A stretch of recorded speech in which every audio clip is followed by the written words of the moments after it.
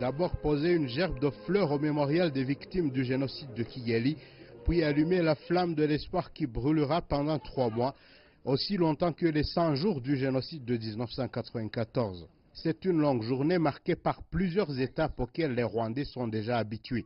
De nombreux diplomates sont présents et Moussa Mahamat Faki, le président de la Commission de l'Union africaine, a pris la parole. Cette commémoration nous offre l'occasion de réfléchir sur les idéologies de la haine qui rendent possibles les crimes de masse et les moyens de mieux les combattre.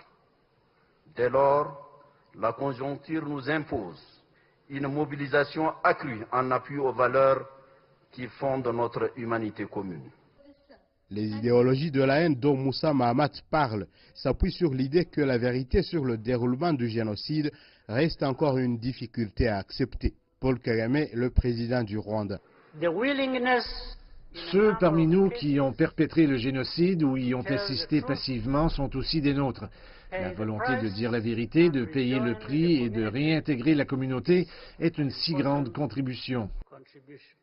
C'est le combat que mène le pays depuis la fin du génocide et pour y arriver, il faut savoir approcher ceux qui ont eu une main dans les tueries.